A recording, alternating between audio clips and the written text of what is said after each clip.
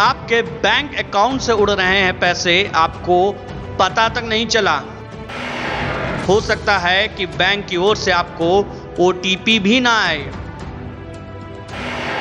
कई बार आपके बैंक खाते से पेटीएम के जरिए पैसे कट जाएं।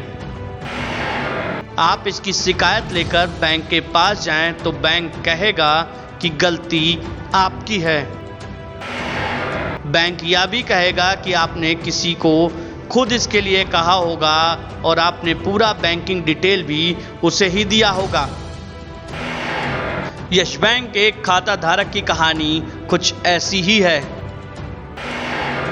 लेकिन आप भी हो जाएं सावधान, ये खेल आपके साथ भी हो सकता है।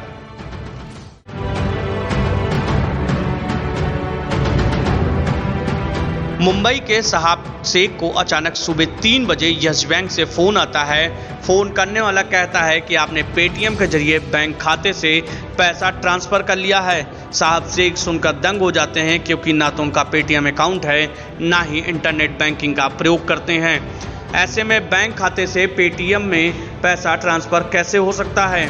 कोई मैसेज नहीं, कोई OTP नहीं। साहब शेख ने उसके बाद फ़ोन मैसेज चेक किया, ना ही कोई OTP, ना ही बैलेंस संबंधी कोई मैसेज उन्हें मिला। उनके खाते में 11 जुलाई से 16 जुलाई तक 11 बार पेटीएम के खाते से पैसे भेजे गए। कुल 42,368 रुपये भेजे गए। 6 दिन में 11 ट्रांजैक्शन और कोई मैसेज नहीं। साहब कहते हैं कि जब फ़ोन आया तो बैंक कर्मचारी ने कहा कि उन्हें शक है कि कोई फ्रॉड ट्रांजैक्शन कर रहा है, इसलिए कार्ड ब्लॉक कराना चाहते हैं। यानी बैंक को यह पता था कि यह फ्रॉड है, तो फिर ग्राहक की गलती कैसे हुई? पासबुक अपडेट कराने पर पता चला पैसा गायब। साहब ने जब बैंक की शाखा में पासबुक अपडेट कराया तो इस ट्रांजैक्शन के बारे में पता चला। उन्होंने बैंक से संपर्क किया। बैंक ने कहा ठीक है, कुछ दिनों में पैसे मिल जाएंगे, लेकिन बाद में या तो साहब की ही गलती है, क्योंकि उन्होंने किसी को अपनी पूरी डिटेल दे दी, उसके जरिए ट्रांजैक्शन हुआ। शेख ने स्थानीय पुलिस स्टेशन में 17 जुलाई को शिकायत की। पुलिस ने इस संबंध में बैंक को पत्र लिखा कि जानकारी कराई जाए।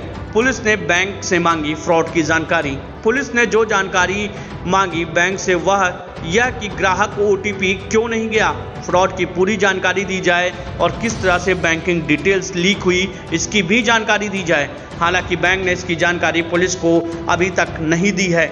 इस मामले में यस बैंक के MD और CEO प्रशांत कुमार ने कहा कि इसकी जांच पूरी हो चुकी है, इसमें बैंक की कोई गलती नहीं है। बैंक के ग्राहक ने डेबिट कार्ड की पूरी जानकारी किसी को दी है।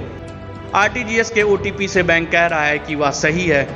उन्होंने कहा कि ग्राहक को 17 जुलाई को RTGS के जरिए OTP मिला। साहब शेख का कहना है कि उनको जब इस फ्रॉड की जानकारी मिली तो वो बैंक की शाखा में जाकर फॉर्म भरकर अपने पूरे पैसे दूसरे बैंक में RTGS के जरिए ट्रांसफ़र कर दिए। ऐसे में शाखा से RTGS भेजने में कोई OTP नहीं आता। बैंक झूठ बोल रहा है। कई सारे कर्मचारियों ने बैंक से पैसे निकालना कर दिया शुरू। वो कहते हैं कि उनके ढेर सारे जो साथी ऑफिस के सहयोगी हैं वो यस बैंक से पैसे निकाल रहे हैं। यस बैंक पूरी तरह से झूठ बोल रहा है। साहब कहते हैं कि इस घटना से पहले मैंने ATM से जब भी ट्रांजैक्शन किया पर बैंक से कोई OTP नहीं आया, लेकिन इस घटना में बैंक से सुबह 2:55 पर फ़ोन आता है। इसके बावजूद बैंक ने पेटीएम ट्रांजैक्शन को नहीं रोका। आपके साथ भी हो सकती है ऐसी घटना। दरअसल इस तरह की घटना अकेले यस बैंक या साहब के साथ नहीं हो सकती। आपका खाता किसी भी बैंक में हो, आपके साथ भी यह घटना हो सकती है। बैंकिंग फ्रॉड में आजकल नए नए तरीके अपनाए जा रहे हैं। RBI हमेशा इस बात में सावधान करता है। उसके कैंपेन में फ्रॉड से बचने के तरीके भी बताए जा रहे हैं।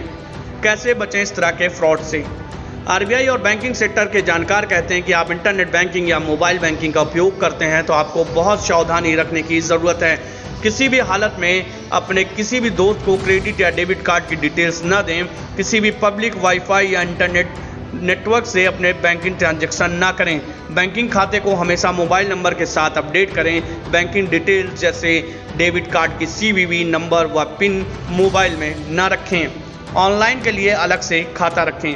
आप किसी भी पेमेंट ऐप को बहुत ज़्यादा अधिकार ना दें। आपको चाहिए कि इंटरनेट बैंकिंग या ऑनलाइन बैंकिंग के लिए एक ऐसा खाता रखें जिसमें महज कुछ हज़ार रुपए हो, ताकि अगर ऐसी घटना आपके साथ हो तो आपको बड़ा नुकसान ना हो। हमेशा अपने मेन अकाउंट को कहीं भी लिंक करने से बचें। साथ ही आप बैंकिंग कस्टमर केयर की जानकारी रखें और अगर ऐसी घटना होती है तो तुरंत ब्लॉक कर दें। Special report nation 24x7।